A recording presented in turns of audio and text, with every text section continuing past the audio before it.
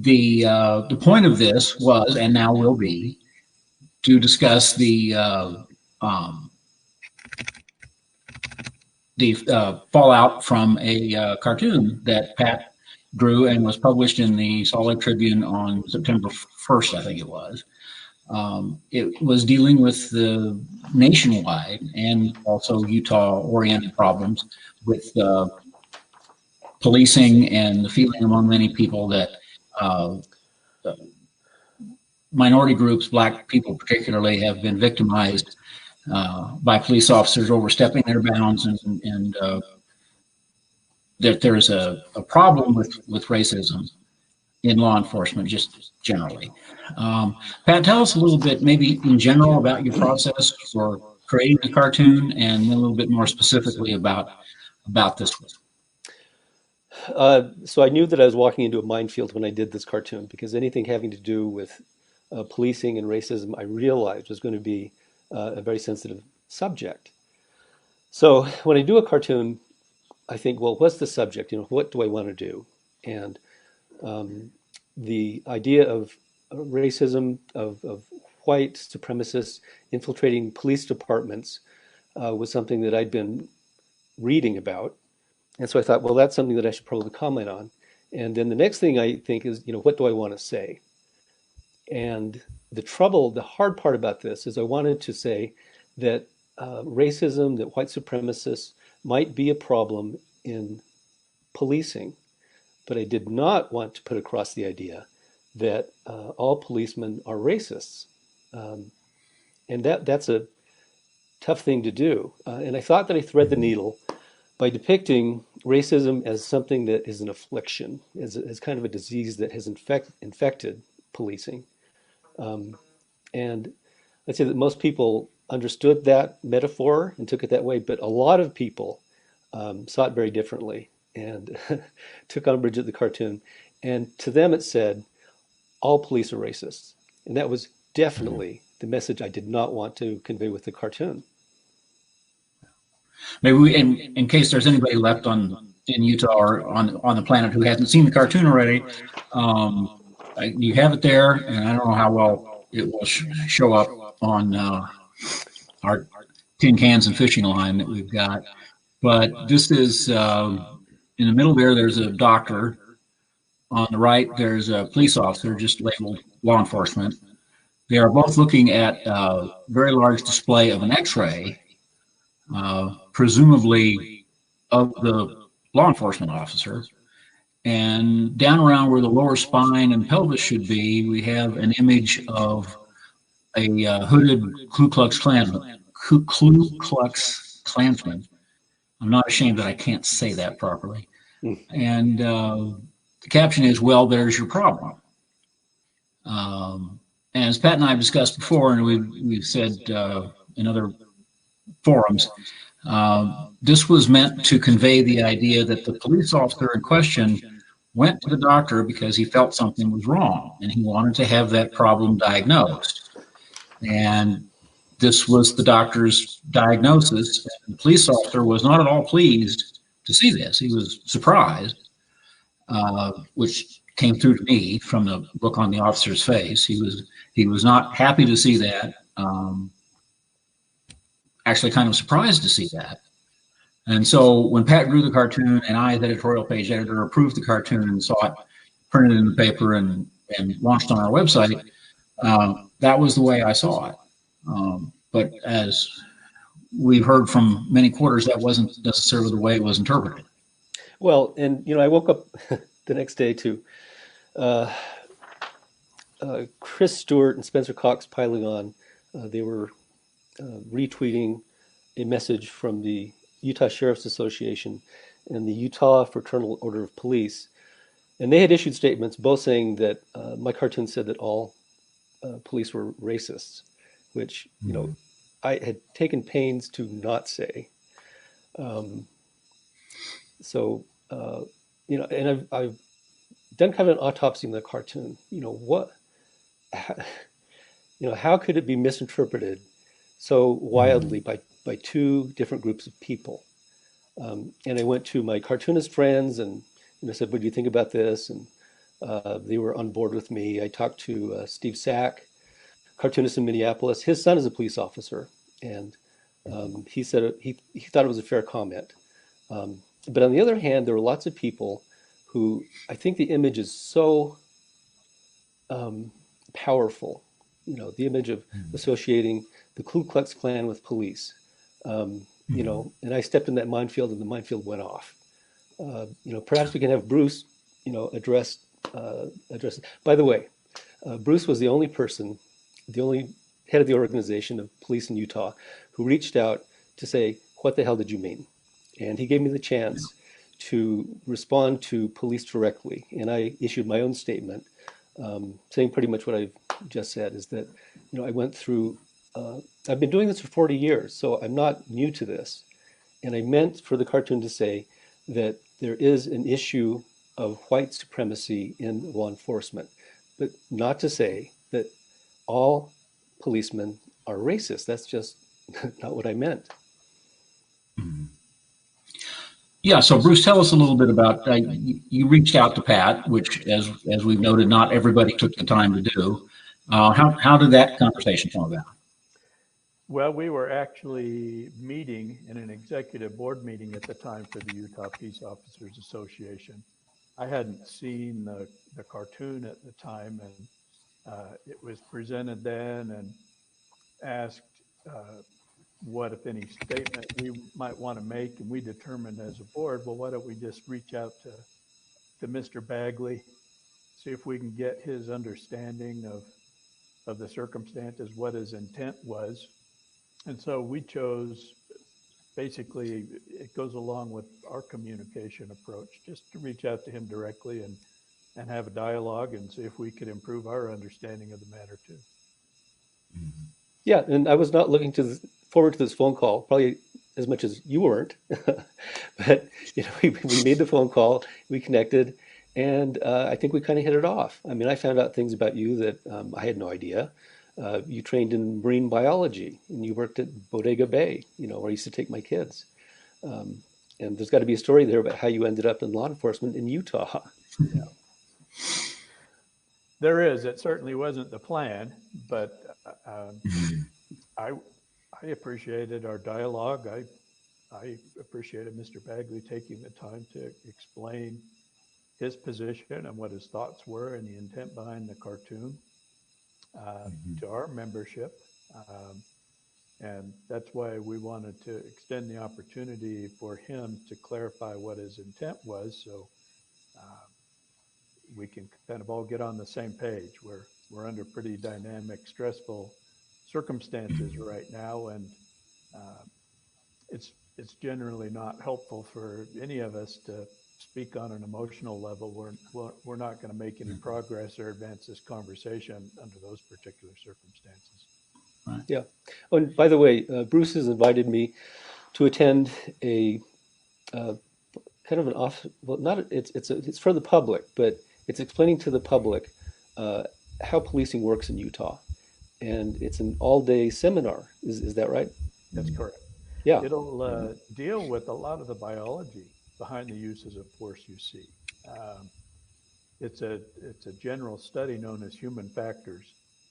And it's been said that that's probably, outside of computer science, the most important science in the last 20 years.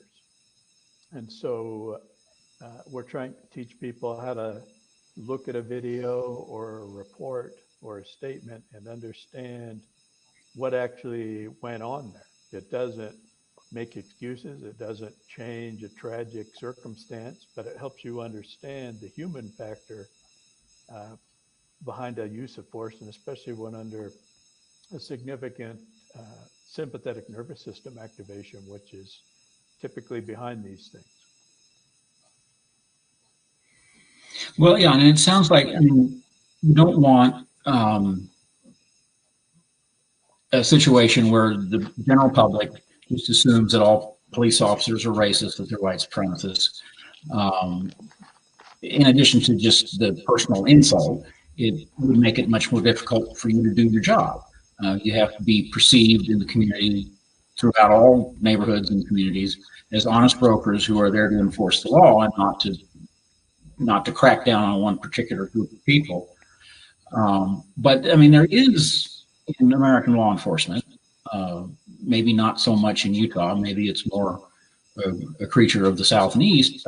There is a history of racism in American policing. I mean, part of the problem is those of us of a certain age remember the civil rights movement of the 60s and the marches that we saw. And often in those cases, it was uniformed police officers who were literally cracking people's head for daring to march in the streets. Now, they were doing what their elected officials told them to do, but it's a burden that law enforcement still carries. It is, and it would be disingenuous to say there's no history there, or that racism can't be found in certain places. But I think what's happened is this narrative has taken on an energy and a life of its own. And human beings generally will believe stories and narratives over data and research. And so that's where we find ourselves, because the data doesn't suggest that there is this systemic racism that permeates law enforcement, in all the states and all the agencies that are in them. Well, by the way, the seminar that I'll be attending, it's open to the public. Is that right? That's correct. The public is invited.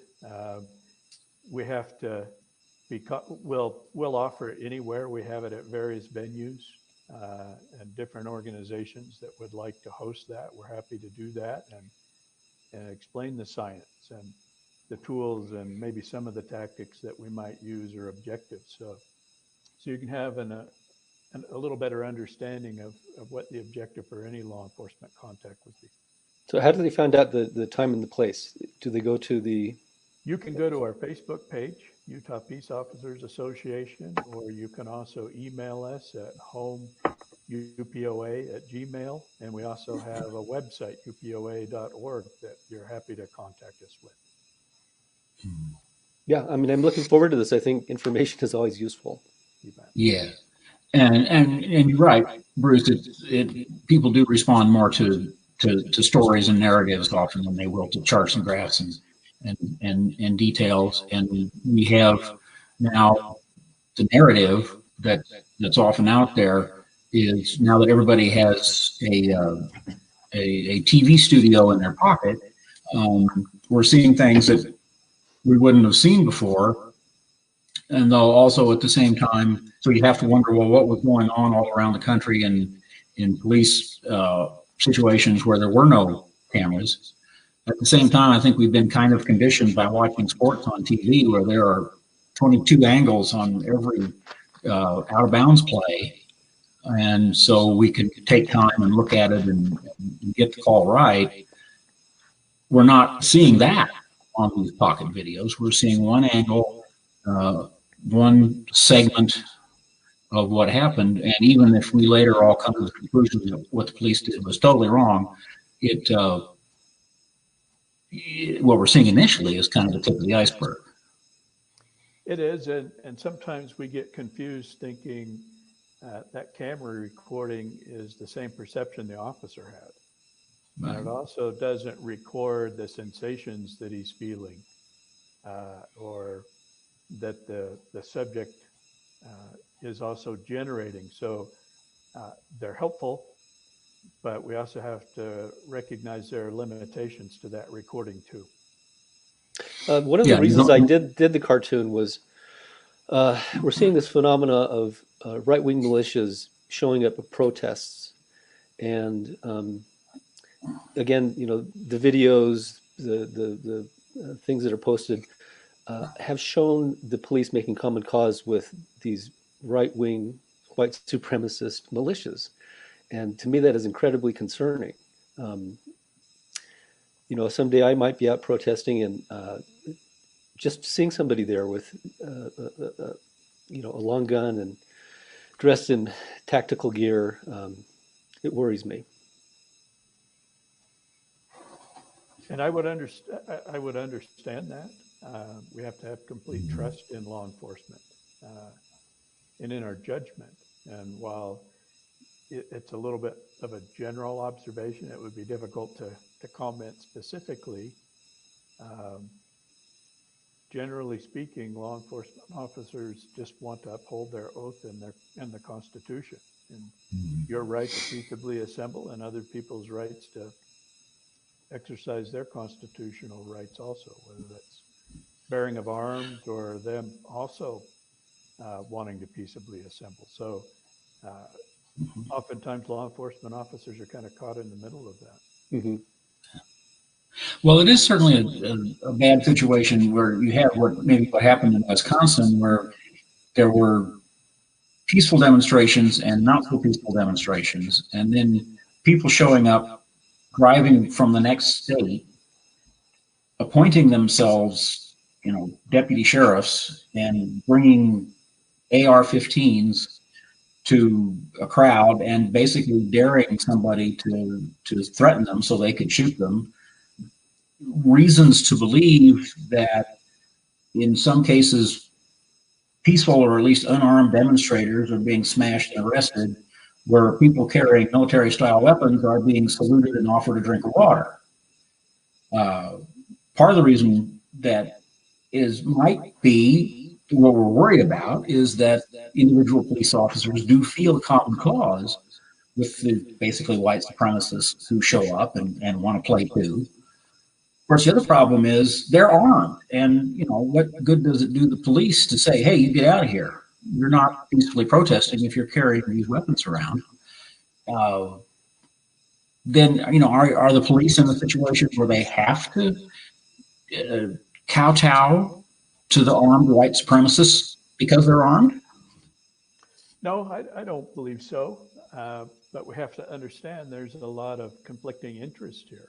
Those observations that you've made about militia type people or orientation can be said about the protesters and rioters. There are people that are co-opting that movement also. And they use violence as a tool. And they might be armed differently, but they're still armed, and they still project the potential of violence. And we know that they're willing to use violence on other people. So, that's kind of something that society is going to have to come to grips with. I think the observations you make on one side are just as valid for another side also, and it weakens the arguments of both sides, I believe, when those people are involved and when that type of violence is involved. Yeah. Well, what kind of training do police officers get, or should they get, when you have armed militia show up at somebody else's demonstration? They have the right to demonstrate, to march, to make their opinions known, but just by the fact that they're openly and heavily armed, that's the purpose of them being there, is to show everybody they're openly and heavily armed. Are the police, are they supposed to engage these people? Are they supposed to just stand there and hope that they all keep their temper? They're not. They don't even get the training that police officers get. And a lot of us, I think, agree that police officers don't get enough training. It would probably be the same training they would need to deal with the conflicting interests of the other side also. Hopefully, best case scenario, you can diffuse and maybe prevent a violent encounter and allow everybody their right to peaceably assemble and exercise their rights. But it's complicated. Just as complicated for one side as it is the other. Yeah, I just want to put it out there that, if you're going to go protest, don't bring a weapon. I mean, if it's a peaceful protest, having a weapon kind of undercuts your whole argument. So, if you're going to peacefully protest, peacefully protest. And I would agree. And I think that some people feel that's necessary because a lot of these protests, the wheels have come off. There is violence. And so, there might be a frustration on the part of some people that this violence is going unchecked. Who's protecting them? Mm-hmm. rightly or wrongly, or whether that perception is accurate or not, I can uh, understand that, because in essence, that's a good part of the argument for those that want to have uh, a peaceful assembly and they want to advance this conversation. They want answers about law enforcement operations. So I certainly understand both sides there, or I'm trying to. Yeah, and certainly, I mean, it's not necessarily the police officer's fault. In many cases, it's definitely not the police officer's fault. If these yahoos show up with all these weapons and say, hello, police, I'm here to help you," they weren't invited by the police officers to be there. Uh, I mean, while we do have some video here and there that indicate that individual police officers seem to welcome this assistance, um, I would doubt very seriously if you went up the chain of command in any police department, I would doubt very seriously if you would see anybody who was happy to see that. No, probably not. Mhm. But who knows what's going on in that particular agency too? Can you imagine having to be out there 30, 40 nights in a row, uh, watching other officers assaulted, Mhm. and in very tenuous, unsafe positions? Um, so in some respects, I might see why they would do that. Whether or not it would be appropriate or not, I can see why they might interact with them. Yeah, and I think all of us, well, we all agree that policing is an important and necessary civic engagement. We have to have police. Um, this thing about defunding the police, it's kind of shorthand for saying something else, maybe. But you know, just like when I did this cartoon, I did some self-examination, and you know, policing is going through some changes, and now's a good time to look at things and do it differently. I would say reboot policing. I wouldn't say defund police. Yeah, Oh, and by the way, yeah. just just so you know that I don't have a thing against police. I honor those who are good, and I try to call out those who are bad. And here's a cartoon I did back in 2010 of Officer Jamie Foxx, and she was killed while making a traffic stop. And you see the rearview mirror, and it says, "Object in mirror puts his or her life on the line for you every day." Like I say, policing is an important part of our civilization, of keeping the order, keeping peace. Yeah. And when I did the cartoon about racism in police departments, that's something to be looked into because it's just there. Not everybody, in police departments are all different, uh, but white supremacists have made a point of infiltrating police departments. Um, Maybe if we look at it, there's a solution. Yeah, I mean, it does become maybe instead of a vestigial thing that's only detected in an X-ray, and I mean, maybe it needs to be more alien, where you have a police officer who, through no fault of their own, has been invaded by some white supremacist creature, Okay, so and I actually thought about this cartoon and I thought, what did I do wrong? And I think I'll do this cartoon, which you can't mistake what it means. And it was kind of the alien thing that you were just talking about. And I sent it to Robert Kirby, who's retired police, and he goes, "Nope." So I, I think the issue is just incredibly fraught.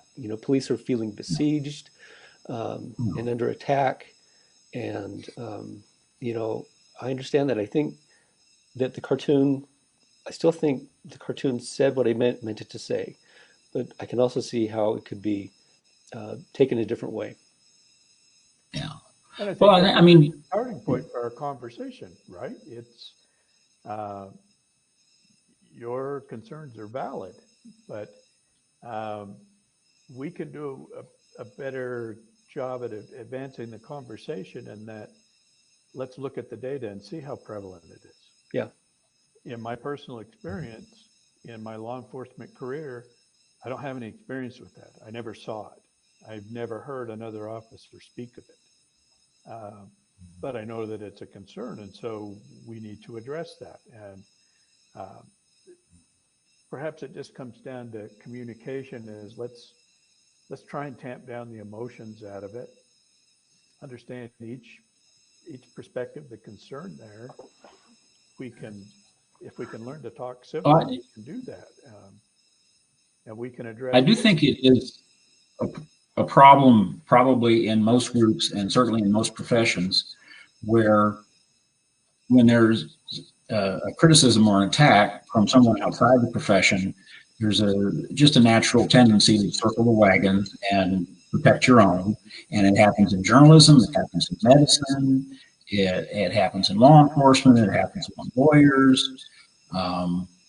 But at the same time, I mean, doctors and lawyers, and quite unofficially, journalists have procedures for ferreting out the bad apples in their profession. And I've known a few reporters over time who have been summarily fired for plagiarism or faking a quote or things like that. And they don't have any union protection. They don't have any due process. They don't have any appeals.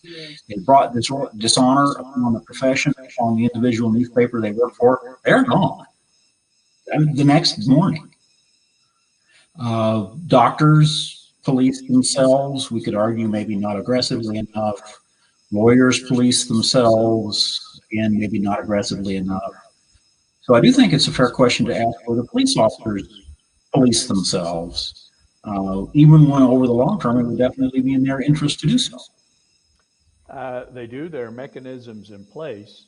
I myself in my career have helped more than one officer leave the profession and was happy to do so, glad to do so. And I can tell you, my experience is not unique. If you want to know what irritates a cop, it's a bad or an unprofessional cop. Right. So you'd be surprised the reaction you might get from other police officers on that. So that does occur, but that due process that you speak of, we've asked police officers to put themselves in very precarious positions, unsafe positions, and also positions that ordinarily they shouldn't be in, but because of society's failure to address some of these problems, we'll default and have the police do it. We talked about that last week, and we're going to, that's an ongoing thing when people talk about defunding the police or rebooting the police. I think there are a lot of things that even a lot of police officers would agree with, that police are asked to do things dealing with mental health issues, not among themselves, but among the populace they deal with, dealing with the homeless, dealing with things that we just don't know what else to do, so we call the cops. And probably most of the time that turns out more or less okay, even if that isn't in their portfolio. But when it goes badly, we sure all hear about it. Yep. So I want to thank you for inviting me to the symposium. I'll have a lot of questions. I'm sure that you're going to have a lot of answers. Tell us again, if people are interested in going to one of these civilian police training symposiums, where do they find the information? You bet. Shoot us a message on our Facebook page. That's Utah Peace Officers Association. You can also shoot us a message from our webpage at upoa.org. Or you can even email us directly at homeupoa@gmail.com. And we're happy to send you information on what it's about. You can see some of the announcements and information on our Facebook page also. We welcome your participation and your questions, and hopefully we can all, keep this dialogue going. Absolutely. Yeah. Absolutely. Gentlemen, thank both of you for being here today. Thank you, Bruce, for being willing to do this all over again. And when it didn't work out so well last week, I'm very happy. As you say, we need more dialogue, more communication. Hopefully the brave new world of newspapers and online communication can be a little bit less of a one-way communication and a little bit more feedback, and in addition to what you're hearing behind me there. And Pat, thank you for making this extra effort to I'm just glad after to be we here had this time. I mean, this is Yeah, I'm just glad to be here, and I hope I can help the team. Thanks also to our technical support people who held our hands through this and got us on the air this time. Thank you to Bruce Champagne, Utah Peace Officers Association, Pat Bagley, Salt Lake Tribune editorial cartoonist, I'm George Pyle, editorial page editor of the Salt Lake Tribune. If you enjoyed this, you can look at it again on our Facebook page, the Salt Lake Tribune's Facebook page. Share it, let your friends know about it, and we'll be seeing you all again. Thanks so much for joining us.